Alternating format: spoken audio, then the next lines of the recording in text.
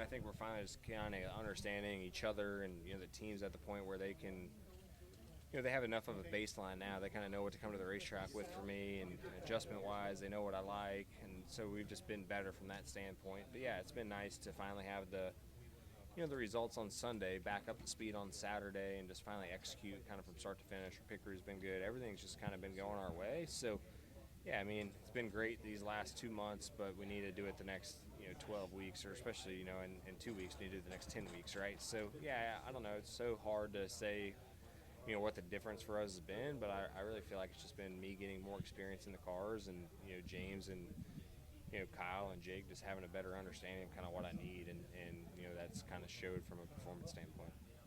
This was arguably Truex's best track with the 19 team. Where's the confidence level for this weekend? I don't think you've had a top 10 here.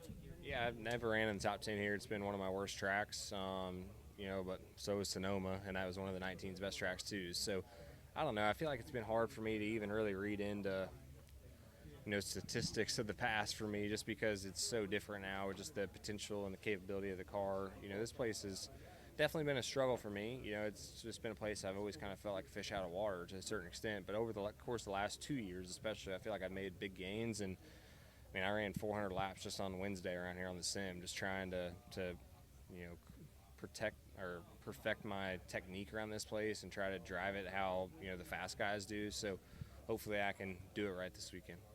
You'll be headed to Darlington under quite different circumstances from what it was last year. So how does that feel? Yeah, it's honestly going to be the same amount of pressure. I feel like just, last year was the last race to get in. Now it's the first race of the playoffs. So it's going to be tough. I mean, the Southern 500 is just such a, grueling race. It's easy to make mistakes and knock yourself out. And with it being the first race of the playoffs, I mean, you have to get off on the right foot there. So, yeah, it's going to be different.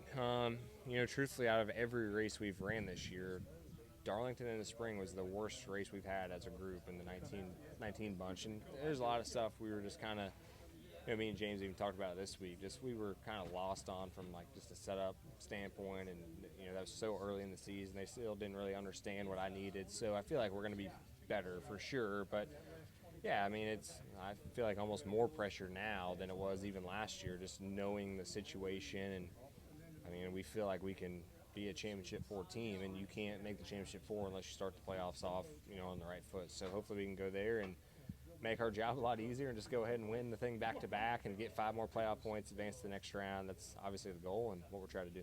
Even though it's a different team, different car make, do you think you can draw on anything from last year, given the fact that spring was not successful so far this year? Yeah, I've always felt like Darlington's one of those tracks where if you kind of know how to get around there, and like certain things you do there always kind of work, but then in the spring nothing I did in the fall worked at all, so I kind of left there scratching my head. But yeah, I mean, I definitely think just the confidence that comes along with going back there, and even just having an understanding of what to do and how to race up front for 500 miles there and put yourself in position.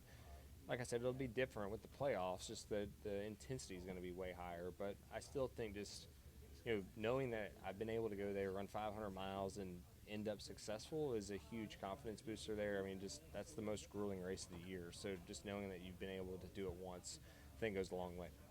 Thank you. You mentioned earlier that you feel this is your weakest short track, but this season you guys have been pitch perfect, the only driver, in fact, to have a top 10 in every short track this year. So what do you feel that's been the recipe for success this year? And obviously, I know you guys have qualified well, but how important is that here as well, Richmond? Yeah, I mean, qualifying is important everywhere you go, from just a pit road standpoint especially, but just stage points, everything. But yeah, I think for us, I mean, yeah, this has been my worst short track per se. I mean, here in Loudon, but like I said earlier, the cars are so different from what I've ran my entire career. It's hard to really take a lot of that, I feel like, and say that, hey, this is how it's always going to be. So I don't know. I'm confident we'll be good this weekend.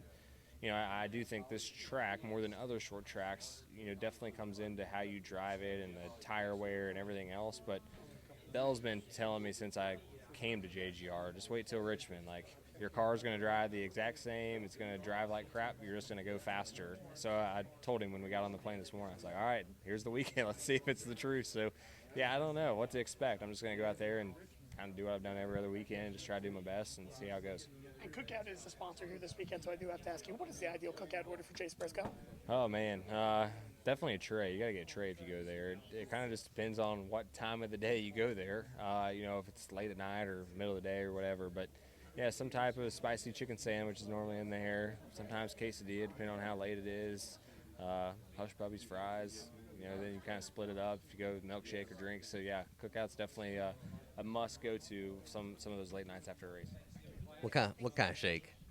I'm an Oreo guy. Yeah, Oreo. Yeah.